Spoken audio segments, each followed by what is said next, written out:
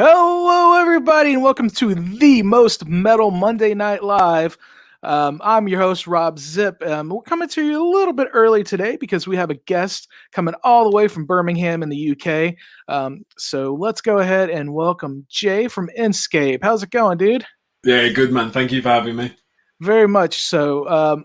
So you guys are fairly new. You have 2 songs on Spotify, YouTube. I got to check out. You guys are a little bit more alternative and less metal than I typically have on the show, but you know, there's still that tinge of metal in there. So it's a little bit more accessible, I think, than most of the some of the bands I have on the show. A little bit more radio friendly, I guess, would be. Yeah, you could say. I mean, I think dependent on the day and who's listening, we're either heavy rock or light metal. Sure. And you know, with DMCA acts and all that, it's hard. I can't play the music on this show, but people can find you know, just look up Endscape on Spotify and YouTube. You'll find that. You have the 2 videos. One is a lyric video, and one is, it's like a hybrid music video / lyric video, which I thought was really cool. Yeah, thank you, man. I mean, yeah. So the first hashtag COVID, we so desperately want to do a proper music video. It's just not been possible right now. So the first one, okay, lyric video. The second one, as you say, is like a hybrid of a lyric video and a normal video, but like also a playthrough video, because everything had to be shot at our homes. Mm-hmm. And if I'm being completely honest, we didn't want to go like balls out, rocking out in our own homes, and it just looked shit. So that's why we've got like the hybrid route. Yeah. So there, you know, COVID is it's March 1st, 2021. It's a year of this. What's going on in the UK? I know there's been Brexit, and that's been kind of a headache for some people. But then you had this COVID on top of it, and you guys have like a weird mutant strain. Yeah. So at the moment we're in a national lockdown. Okay. There is talks of that being sort of phased out. There are even talks like mid-July, everyone in the country could be vaccinated. So that would be pretty cool. But there's already people booking shows again. We're starting to get offers for shows now, which is great. There's people starting to plan their life again. So there's some real hope on the horizon over here. How's it going in America? Well, we have 500,000 dead, so that's not good. That's 500,000 less people to vaccinate, though. Yeah, that's, I mean... Was that too soon? I mean, yeah. When you know people that you've lost because of it, it's a little touchy, but... Right, I take that back then. I didn't say that then in that case. That's okay. I was trying to make... silver lining. I was trying to make... My dad got his second vaccination on Saturday, and my mom got her first. So that's good that you know, the older people are getting it, and I have no idea when I'm going to be able to get it. You know, they just approved Johnson & Johnson to have their 1-shot vaccine here in the United States, so we'll see. Oh, so that's like you don't have to have it in 2 parts? Right. But it's not as effective. So I don't know. I'm just going to get whatever is available when it's my turn, you know? Same here, man. I don't even care if it's got microchips in it. I'm not that interesting. Seriously. Well, the thing is like people are talking about, the dumb people are talking about microchips, but we carry a tracking device with us at all times. You know, So like and that's the thing. I'm wearing like this Middle Earth map shirt, right? I love Lord of the Rings, but I haven't like talked about Lord of the Rings today until now. I was looking on Facebook right before this, and there was an ad for a Lord of the Rings themed candle company. You know what I mean? You know what I'm saying? So That's the future, man. it's like I'm just wearing the shirt, and they And it know. knows. They know. Yeah, mate. Seriously, first chance I get, it's going straight in my neck. I don't care. This is fine. I'll take it. But the thing is as well, like in the UK, especially in London, it's got the most CCTV, like security cameras, than anywhere else in the world. Right. And they're encouraging us to conceal our identity with masks. I don't really think they're that bothered about tracking us if that's the case. So I'm being encouraged to go into a bank with a mask on. It's quite okay. Different world, man. Yeah, I just don't. I mean, the thing is in the UK, you don't have everyone doesn't have guns. You know, like here in Texas, it's ridiculous. Like so many guys use guns as an extension of their own little micro penis. I get that. I mean, we've got a lot of knife crime over here, so it's like they can't get guns, so they're like, well, what else can we kill each other with? Knives. So we got Lycanthrope. I guess they're watching from Brazil. They like swords. It looks like they're a sword fan, a Brazilian sword fan. I've been to Brazil. It's a nice place. Yeah. I've not been to Brazil. I've not been to the UK. The only places I've been in Europe per se are Iceland and Germany. Both cool places. Yeah. Iceland. I went January of 2019. Very cool. Literally, it's not that far from the States over to Iceland, really, is it? Because like when I've been to the States, I've been via Iceland a couple of times. Pretty cool. Yeah, I mean, relatively speaking, I mean, I guess if you're coming from the Northeast United States, it is a pretty quick jump. Because if you're in Texas, you're like right down the bottom. So yeah, so I flew from Houston to Boston, and then from Boston to Reykjavik.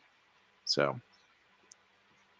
Nice. And then on the way back, I flew to Detroit. So, yeah, they don't fly. I don't know. There might be some flights from Houston to.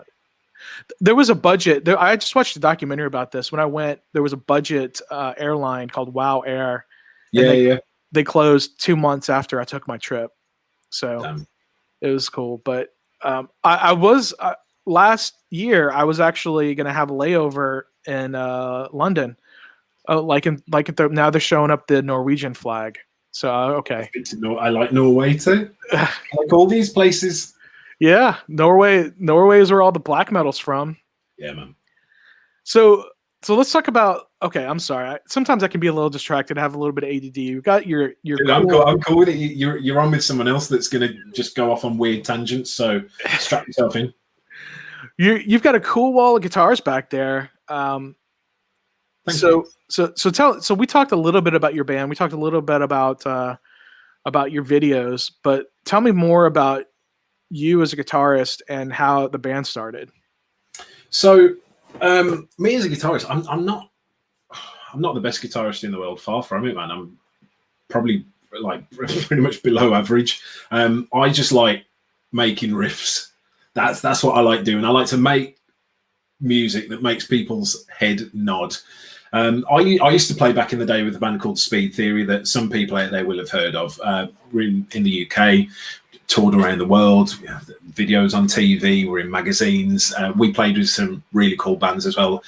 In Flames, Lacuna Coil, we played with Arch Enemy, people like Guar, we toured with 6 Feet Under, and we were playing more sort of like heavy thrash back in the day. But when I wanted to put this band together, I don't know, I wanted to do something that was a little bit more, I guess, as you said earlier, accessible, stuff that anyone can listen to, and still have those rock elements in there, still have those metal elements in there, still have some other stuff going in there as well, but literally anyone in the world could listen to and be like, okay, yeah, this is a jam. Almost like a gateway into the metal world, if that makes sense. Absolutely. Not immediately being put off because it's fast, frantic, furious, and it's got like screams on it. Like, people don't give music like that a chance, I think. So I really wanted to just make music that anyone could love. Right on. No, that makes total sense, man. we all need those gateway bands. Like I like Hot Sauce, but I didn't start off with the crazy extreme, Carolina Reaper extract sauces, but you have to build yourself up to it. And there does definitely need to be, we can't all listen to extreme. I can't listen to Infant Annihilator every day. You know what I mean? Have you tried? Yeah, not every day. No. But I mean, yeah, so it's kind of like maybe a palate cleanser in some regards. Maybe. I mean, we used to refer to these, but I mean, back in the day, we used to make fun of bands like that I'm in now. We used to refer to them as entry level metal. So, like, when you're first getting into it, you listen to entry level bands. Sure. But at the end of the day, those bands last. They're, like people like Disturbed. You got people like Hoobastank. You got all of those sorts of like Saliva. Those kind of bands that are entry level bands. Papa Roach, Nickelback, even. Don't tune out immediately just because I said Nickelback. they're those entry level bands that people get into and then love them for life. And objectively, realistically, you could be into blackened death grind core. All right. But sure. If you're being honest with yourself, you can listen to those songs and be like, you know what? They're good songs. They're well-written songs. They get people moving. They allow people to have a good time. And I think sometimes we get a little bit too serious in the rock and metal world. It's like music should be fun. Music should make you have a good time. Music should make you happy at the end of the day. Even if you can listen to sad music to make you happy, you can listen to angry music to make you happy. But I don't know, man. I'm not about that anymore. Being like quite elitist about the sort of music that is acceptable. Right. Yeah. No, I mean, that's completely understandable. That's very cool. And, what I've heard is pretty cool stuff.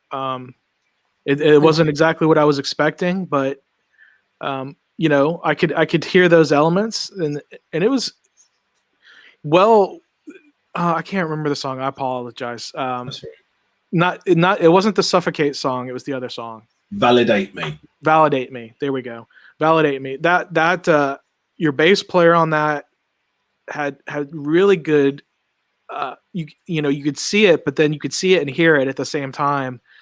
What does he play, like a 5 or 6 string bass? Yeah, it's a 5 string. 5 string. Okay. Literally, everyone's been talking about like, well, the bass tone on that song, but it's not. The tone is good. It's not just that. He just fucking hits it hard, man. He just plays it really hard. Because I was watching back the like you can see it in the playthrough video, and I'm like, why did your arm move so much while you're playing? He's like, that's how you get that sound that everyone really likes. That's how you get it. I'm like, okay, cool. I can show it, but not play the audio. If you'd like me to do that, would you like me to do that or no? Yeah, man. I mean, I don't think we've got them like up for copyright strike because we want people to be able to play them.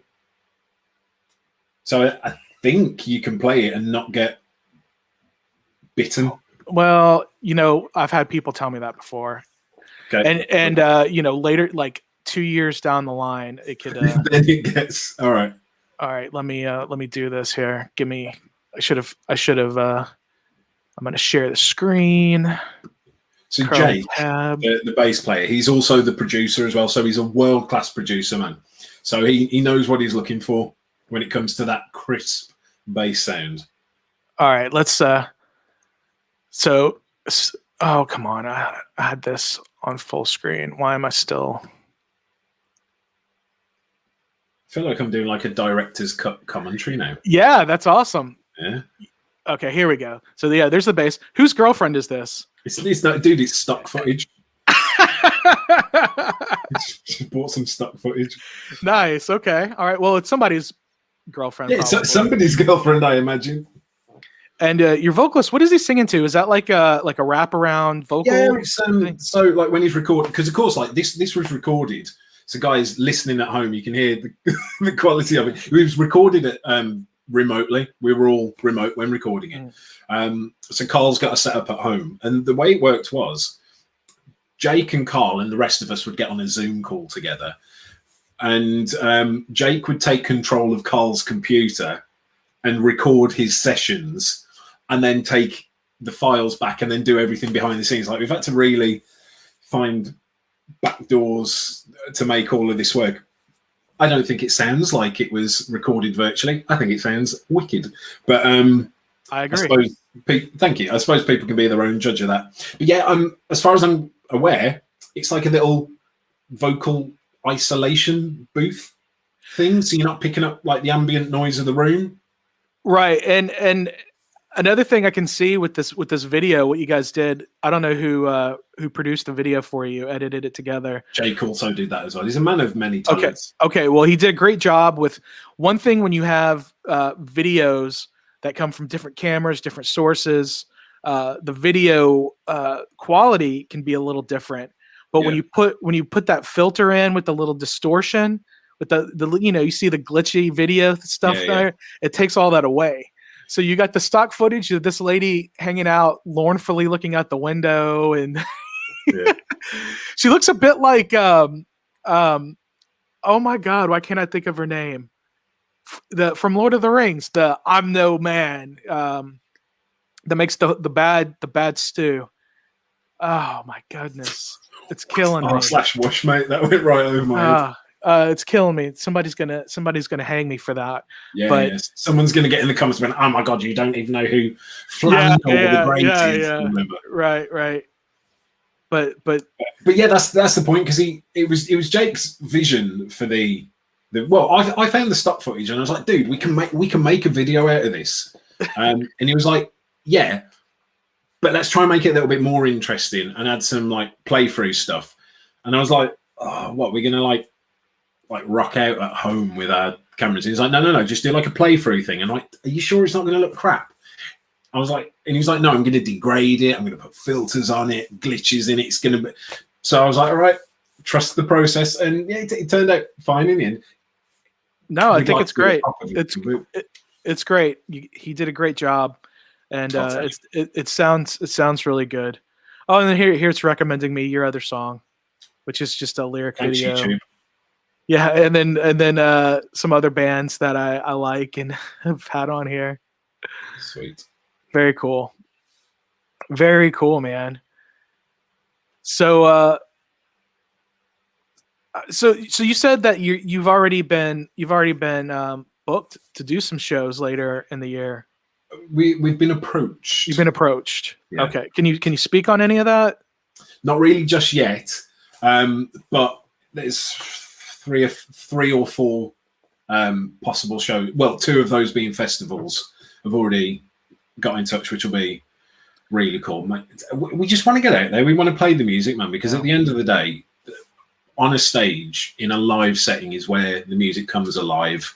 That's where the music's written for live. It's written for the stage. It's written for people to experience as it's happening.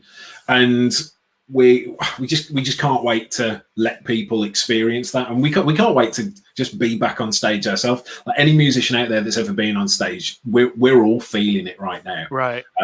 It's like a drug. It's one of those things. It's very hard to find something else in life that gives you that, like the same fulfillment that being on stage does. And not having that for over a year for a lot of people is, it means that the shows are going to be epic when they start coming back. Sure. I made a friend. I went to Wacken Open Air in 2019. That was the last one they had. And I met a dude from Cardiff in Wales, and he's been talking about Badgerfest in Manchester. Yeah, Badgerfest. And I'm looking. That looks like that's going to be in October. I think they typically do that in the summer, but I think they're pushing for October this year. Yeah. So I hope that happens. That'd be awesome. Yeah, I think the way it's looking in the UK at the moment is by October, it should be fine. Of course, I imagine people are being cautious with it, and there's going to be contingencies in place. But fingers crossed, all those really cool events that we've all come to love are going to start happening again. It's just the problem is surviving. Like if they haven't managed to survive the gap, then they won't happen again, I imagine. Yeah, some bands are calling it a day. Some bands are doing some restructuring. There's some bands that there's some people that are doing some. Oh my goodness, my cat is walking all over my desk, knocking shit over. There's some bands that are there. There's been a lot of cool like tribute bands, not tribute bands, but like members of bands getting together to do songs, like cover songs. There's been some really cool versions of those with Metal Injections doing it. 2 Minutes to Late Night is doing some really cool ones. There are others, but people are trying to figure it out. People, bands are doing. They're selling live streams. I know, like Dahlia Murder did you buy your ticket and you can watch the show for a certain period of time. Gatecreeper did it like last weekend. But it's even bands like North Lane have just put out the show at the Roundhouse. They've just put it out on YouTube for free, and of course that was with the crowd and everything, which you watch and a little tear rolls down your cheek. You remember when? You remember when? Yeah, but they're putting that out there as well, which I think is really cool of them because they could have sold that. That's like a DVD quality. Yeah. So and they've just put it out there and been like, "Here you go, guys, have it." Well, Wacken has been putting out some of their old concerts too that they have never released. They've been putting them on their YouTube. Sick. And there's a question like the day I left Wacken 2019 at midnight that night, the tickets for 2020 went on sale, and of course I bought my ticket because I was like, this was the best. So I bought my ticket, and of course it didn't happen this year or last year. And there's a question on whether it's going to happen this year. Because and do we think in July, enough people are going to be vaccinated to where the numbers of the ill are going to go down? And I'm in the United States. We can't go anywhere. We can go to Mexico. I learned that from Ted Cruz that we can go to Mexico. Can you go get like a Mexican vaccine? Is that? I don't even know if they have any vaccine down there. See, because like usually, like in the States, you can go across the border and get like cheaper medication, can't you? Sure. Like people don't do it with insulin and that. Imagine if there's like a black market for the vaccine. I just don't think they've produced enough for there to be enough for that point. I mean, because most people in the United States, I don't think it's a point of whether they can afford it or not. I think they're... Yeah, it's just being in the queue, in the line of people. Correct. Yeah. So... my dad is 70 and he's a veteran, so he got his through the Veterans Administration. We in the United States, we have so many people that are so against any form of socialism, but the Veterans Administration Hospital is a social, it's a social program, which we would be in big trouble if we didn't have that for my dad. Yeah, people don't like stuff like that until it directly benefits them, and then as soon as it does, they all of a sudden decide it's a good idea for them, but not for anybody else. So. I know not to get too much politics, but I wish we had like a national health system like you guys had. Yeah, and so I know it's not perfect, but it's not at the end of the day. But if you look at healthcare outcomes across the world, it's not at the top. However, it's one of the things that I am glad that we've got in the UK, because it means no matter who you are, no matter what background you've got, you don't have to worry about going bankrupt because you broke your ankle, or absolutely, like having to sell your house because you need your appendix out. And don't get me wrong, the government aren't very good at running anything. Most of the GoFundMe's are for people in the United States trying to pay for medical bills. Or funeral. It does. It sucks, and like it's a toss up.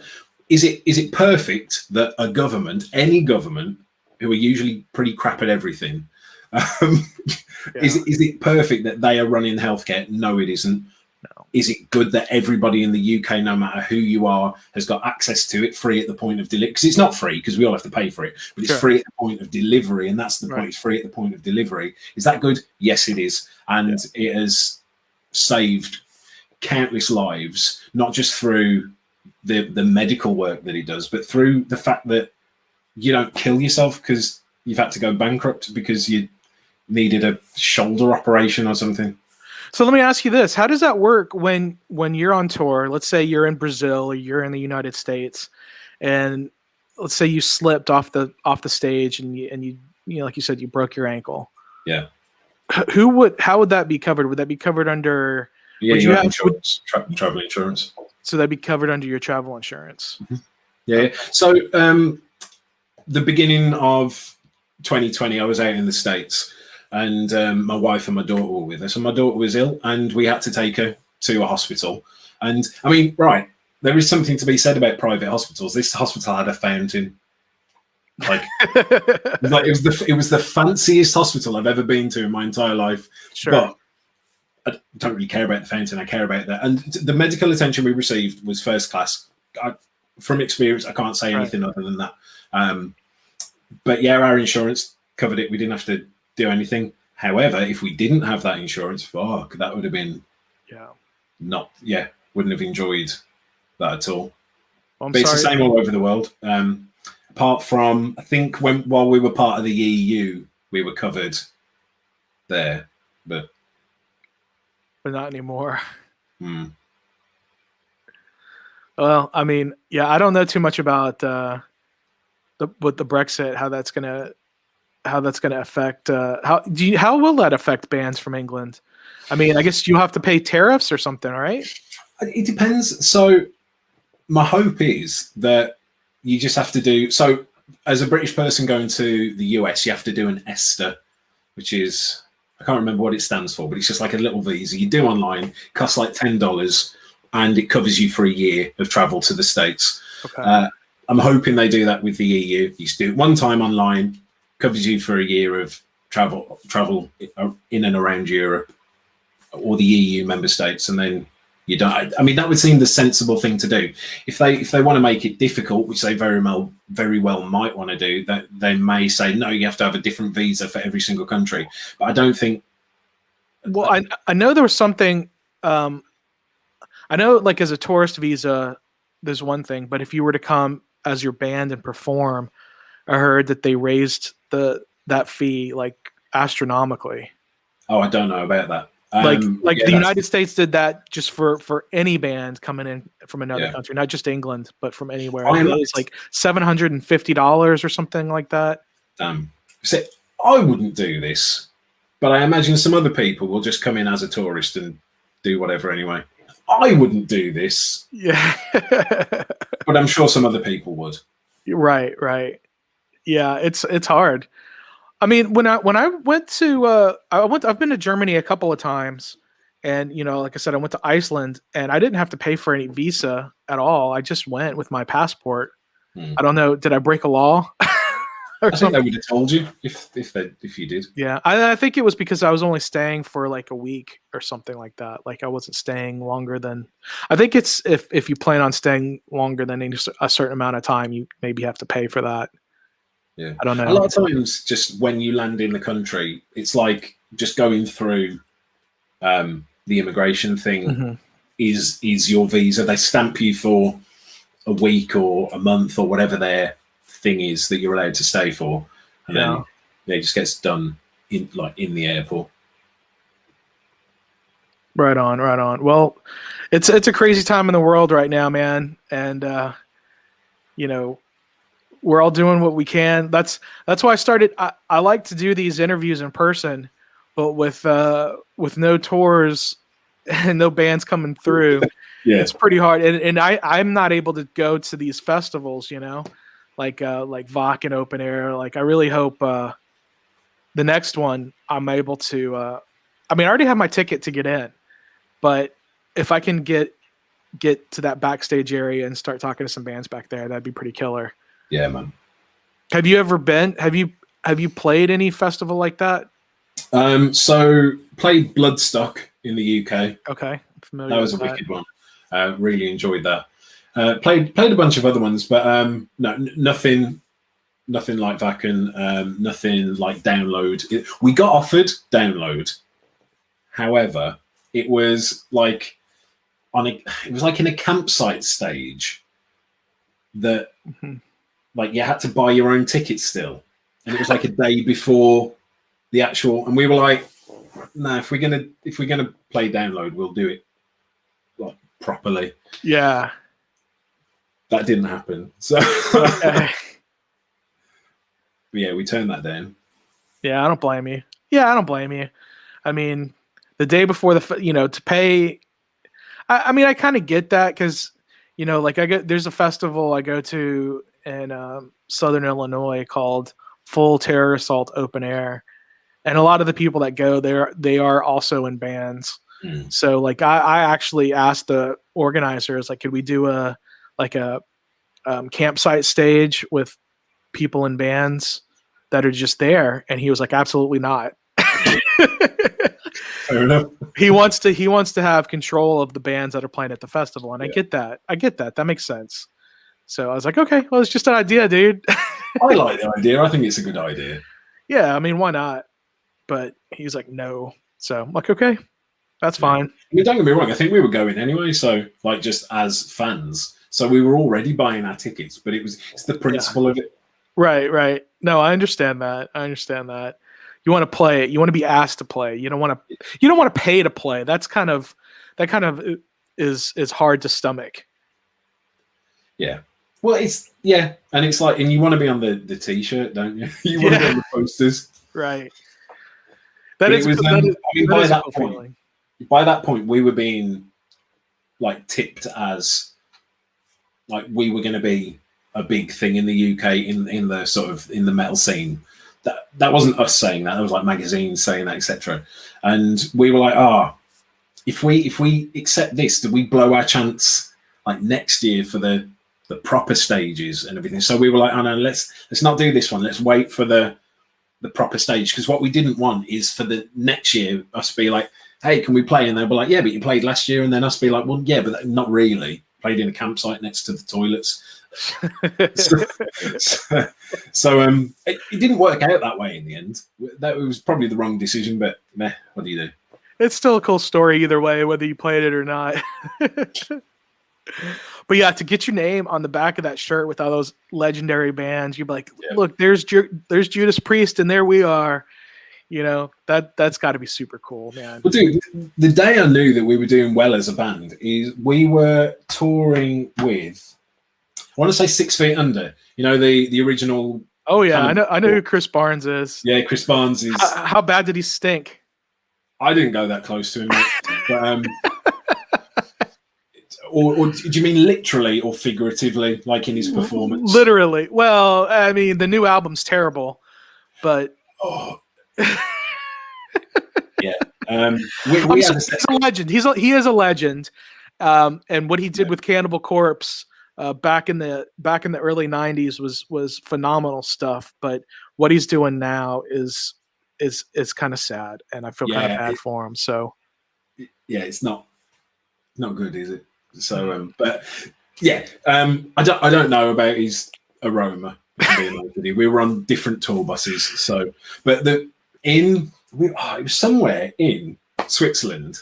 I can't remember where, but they were selling bootleg T-shirts outside of the venue, and like they bootlegged one of our T-shirts. And that day, I was like, "Okay, we do." I wasn't even angry. I bought one. I've still got it somewhere. You bought it? Yeah, of course I did. You should have demanded they hand them all over. You'd be like, "Hey, motherfucker, I'm in this band." Mate, I was too blown away by the fact that we got to the point that somebody wanted to. In retrospect, I should have just taken them all, but at the time, I bought one. Yeah, that's cool. That was for. It's not really stupid, but well, I need to find that actually. I have one bootleg T-shirt, and I've been against it, but I went to see Tool a year and a half ago. I love Tool, but their T-shirts were $50, and I was like, I can't I just can't. I already paid like $200 for the ticket. You know, I think maybe 175. Either way, it was a lot of money for the ticket, and it was a good seat. You know, it was an amazing show, as you know, Tool does. Yeah, yeah.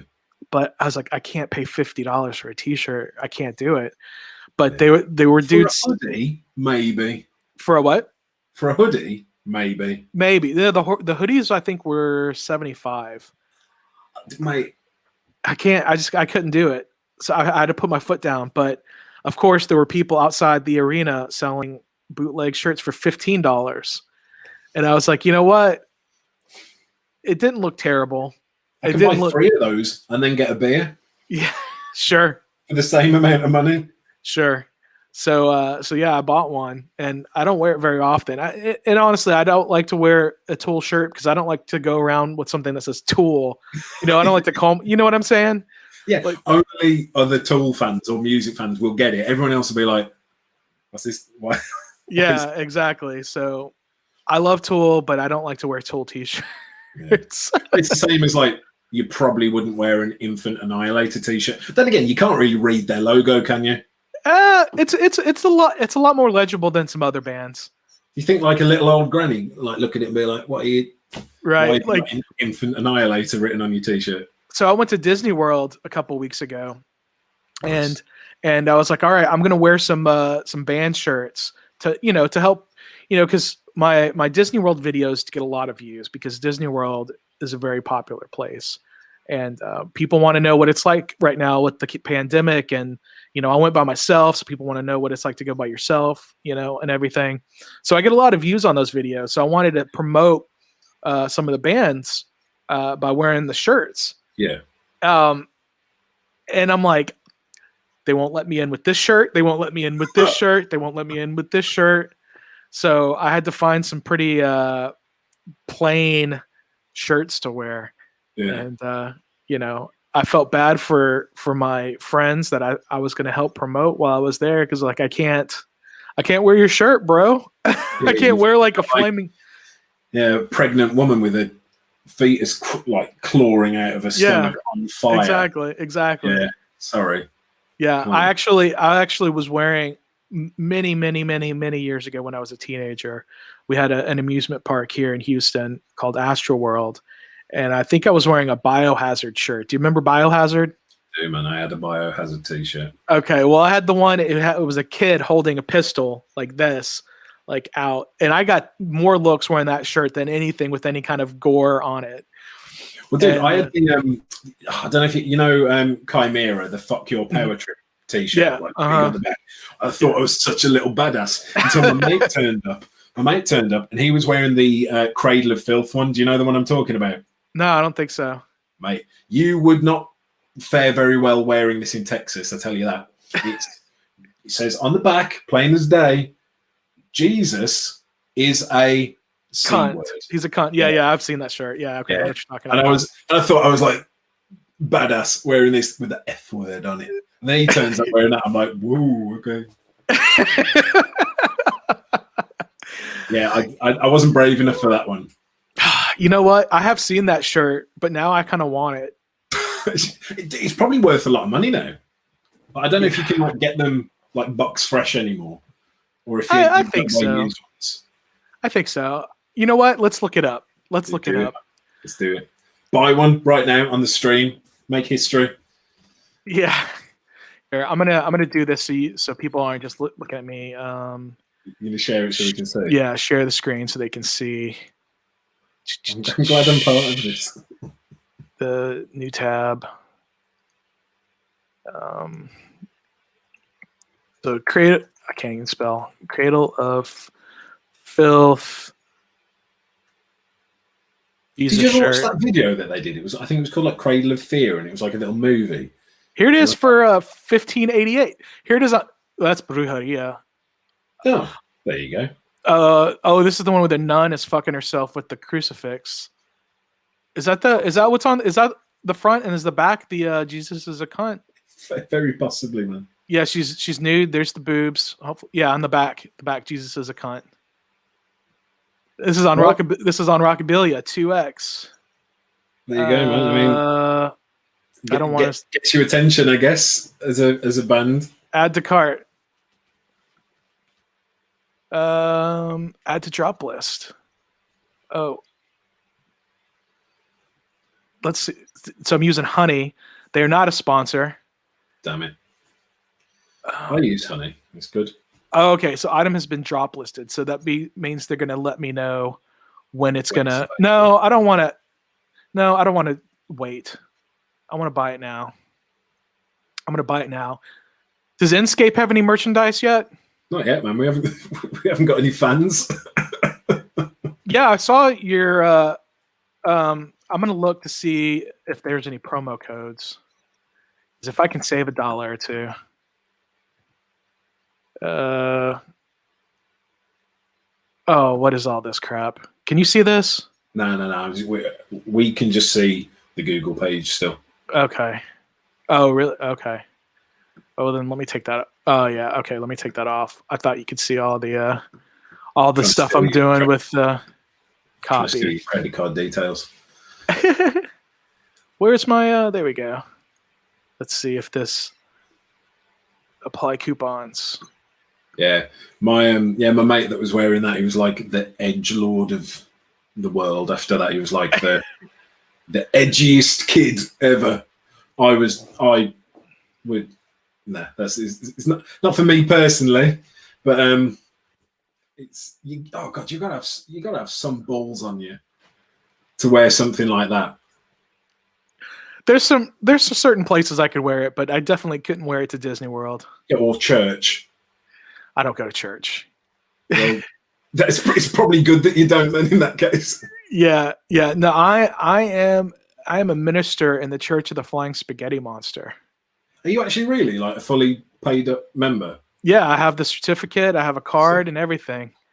So you technically can have your driving license with the colander, the strainer on your head, can't you? I could, but that I'm not doing that.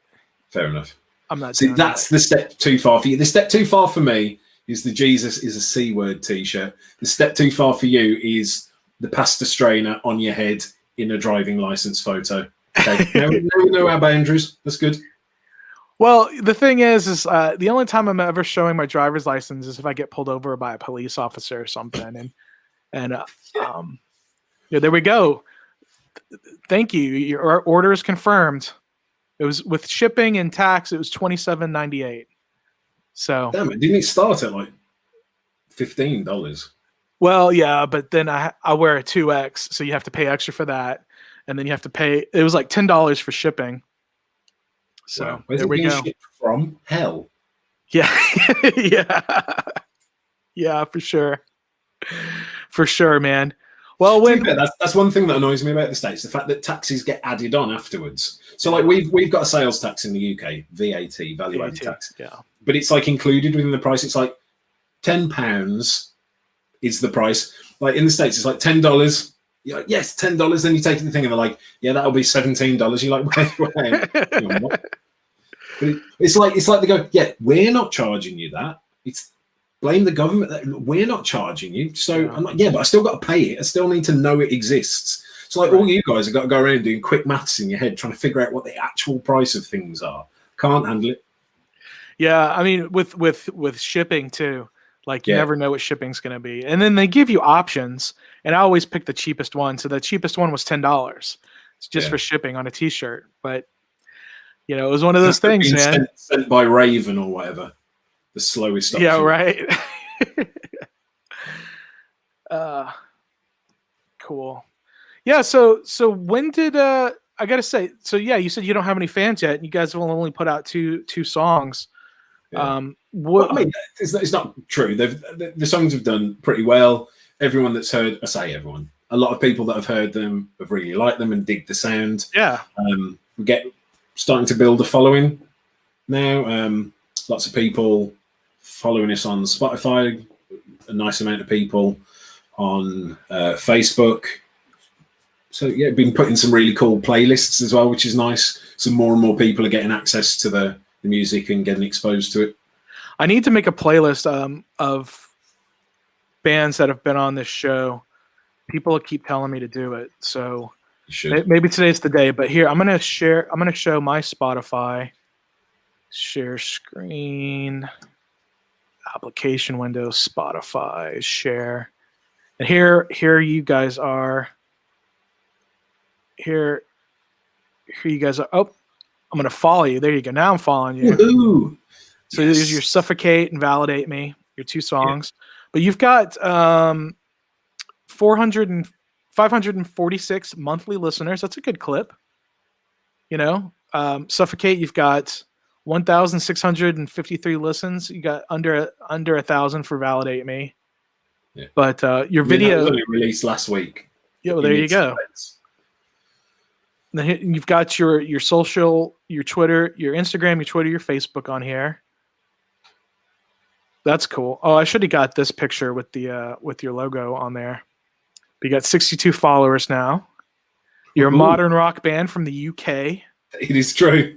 We are.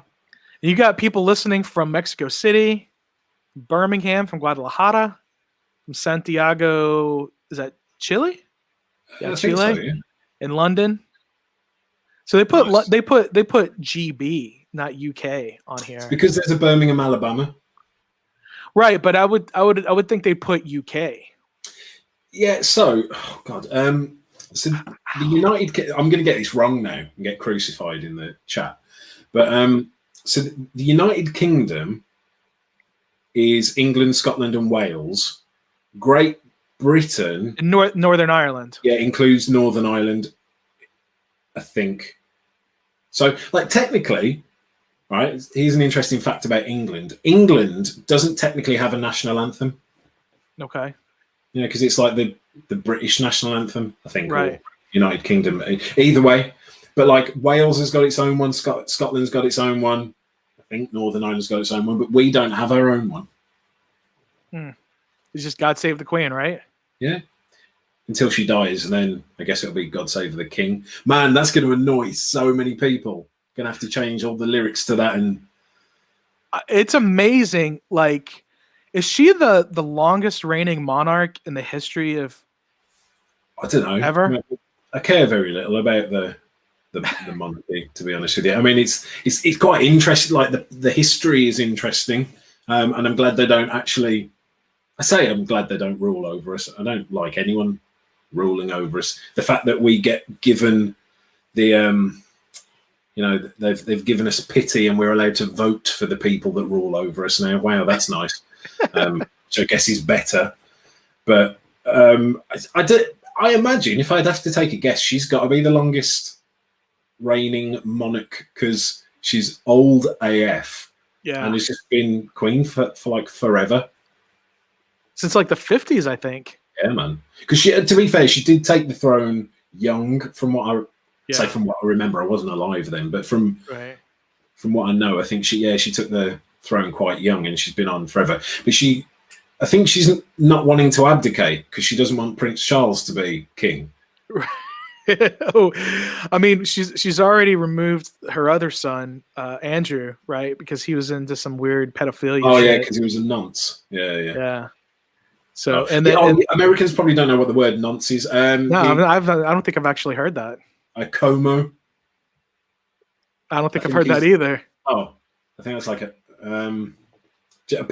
A pedo. Okay. Yeah, just pedo. There you go. That's the national. Yeah. He.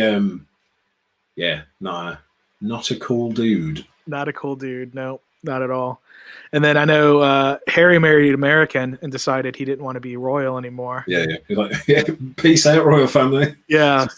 It's kind of interesting. I mean, what luxury is that to where you can just be so rich, have so much money, you can be like, I don't want to do this anymore. I want to do something else. I got all this money, he can do something else. Yeah, it's tough, man, because at the end of the day, he didn't ask to be born a royal, did he? No. But like they're still benefiting from money that's being taken off just regular people. Mm-hmm. Like going out, working hard every single day. Most people doing jobs they hate. Yeah. For then somebody to come along and just take that money off of them and give it to the royal family so that he can, just decide he doesn't want to do those duties anymore. But whatever, man. He's a free individual that can do what he wants. And they're like, yeah, he's not going to receive any like state money anymore. And then like Prince Charles just gives him a bunch of money. Well, where the fuck does he get his money from? Whatever, man. It's interesting as an American, where we made that choice to not have a monarchy when we left the the Commonwealth, I guess you could say. It's just very bizarre to me for any country to continue to, like, I met at Vakken, I camped out with a really cool group of people from there was a couple of guys from UK, they were from England. There was a guy from Italy, and then the rest of the people were from Denmark, because Denmark is really close to northern Germany, there where Vakken is. And they have a royal family there, and that's not even something I even fathom, you know. And I'm just like, why? I don't understand. What's the benefit in a society of having that? Looking at it objectively, like, I think the French did. I think the French got it right when they fucking guillotined them all. That's my that's my morbid opinion. I'm sorry. I apologize. I know that's pretty extreme. You can talk about chopping the heads off whoever you want. I made an insensitive COVID joke. We're even. It's fine. But I think from an economic standpoint, the royal family, like their draw for tourism, technically adds more to the economy than they drain from it. Okay. Well, then if that's the deal, then I get it. Then that makes sense. It makes Americans want to talk to you because, like, oh my god, you know the Queen? Like, yes, she's my next door neighbor, my best mate. Has someone literally actually asked you that? Well, have they?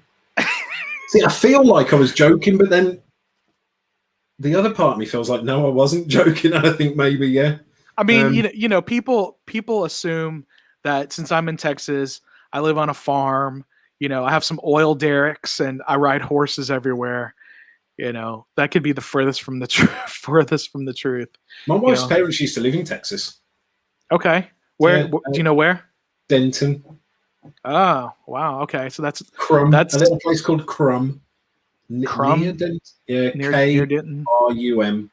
Denton, for those that don't know, that is a college town, University of North Texas. So that's where Interstate 35 goes from San Antonio to Austin, and then it splits off, and the eastern bound goes to Dallas, the western bound goes to Fort Worth, and then it meets back up in Denton. So Denton is known for where the freeway merges back together, and for the University of North Texas, and that's it. Sweet. So it's close to Oklahoma, so people can go to some casinos because they have some casinos right on the border in Oklahoma. Are you not allowed casinos in Texas then? No, because it's all politics, man.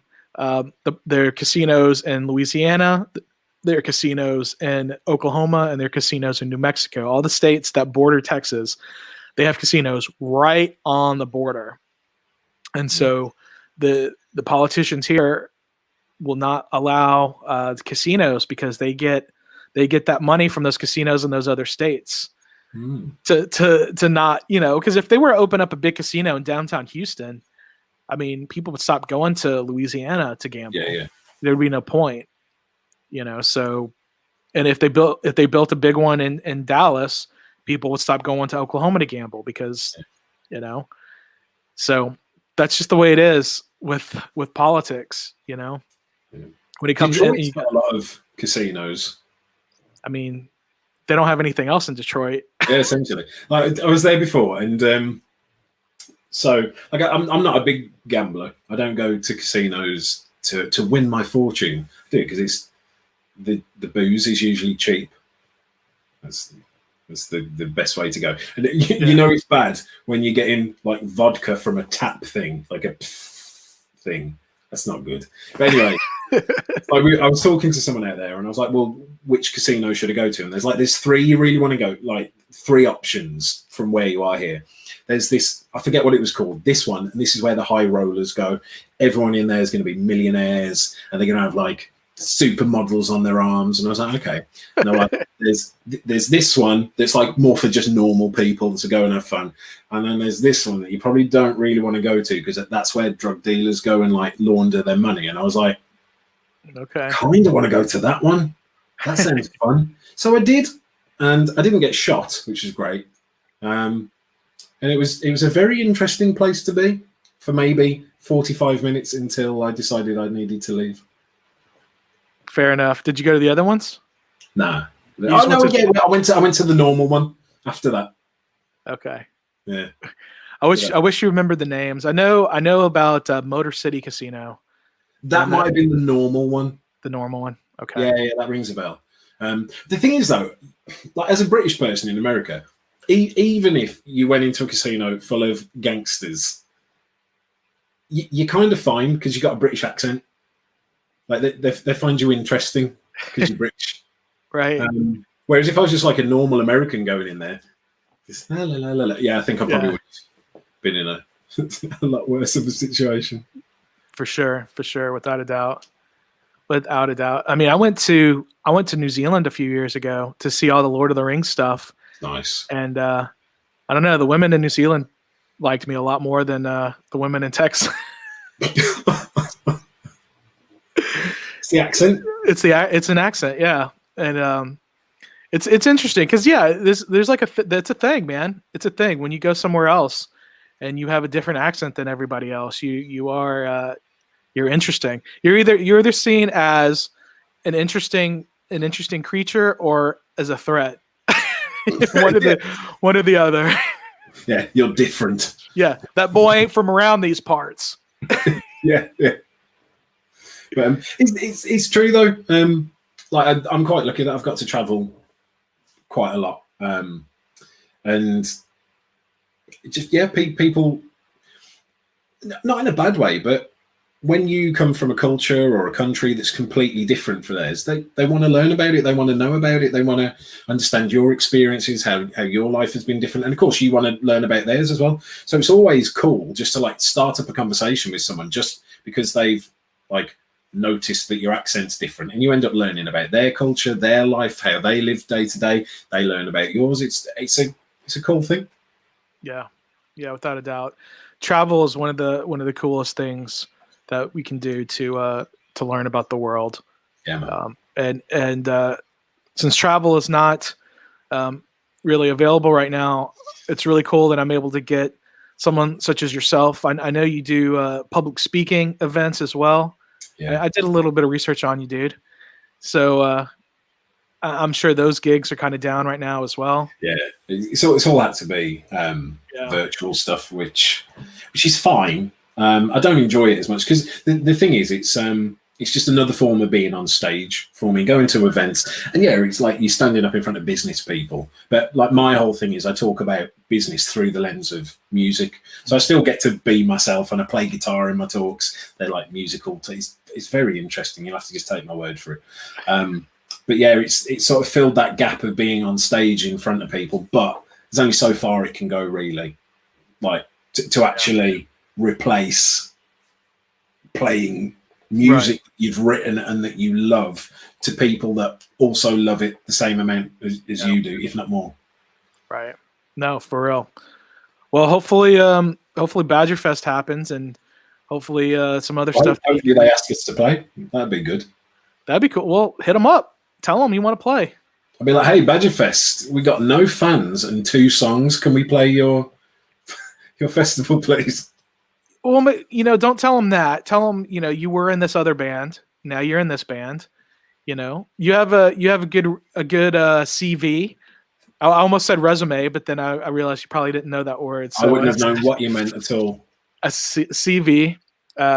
Your CV is impressive. So lead with that and say, now we've got this new band and this is what we're doing with this band, and we would love to play your festival. I don't know how they go about booking Badger Fest or any other festivals, and but I'm sure every band is knocking down their door trying to get on that bill. Yeah. I mean, at the end of the day, we're just going to keep making music that we love, hope other people love it too, and then hope that organisers see the music that we're doing, see what we're putting out there, and want us to be part of what they're trying to achieve. Yeah. Awesome, dude. Well, we've been going for an hour. I don't want to take too much of your time, so I appreciate you reaching out to me to do this, and it's been a lot of fun. Hopefully one day I can come to Birmingham and see the old spoon factories and Yeah. see where all the metal history was made. Yeah, man. Holy so crap! That's it. Home of Black Sabbath, the inventors of heavy metal. So That's I right. think we should have a Black Sabbath museum. Do you not think we should? Absolutely, abso-freaking-lutely. There isn't one. No, but I'm going to have to start like a GoFundMe crowdsourcing page to get some cash and make a Black Sabbath museum. Yeah, I'll send you £5. Sweet. That's good. What? That's like $11 at the moment.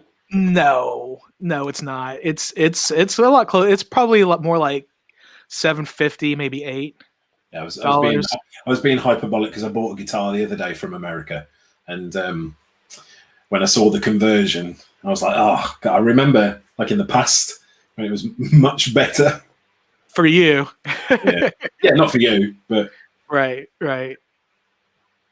Well, I was supposed to have a layover in London last summer, and I was gonna try to make a quick little tour.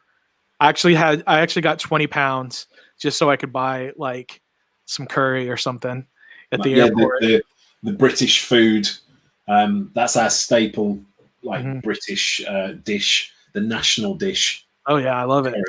I love it. And actually, so Birmingham in the UK, where I am, has got the best Indian food in the world. Better than India. I believe it. It's true.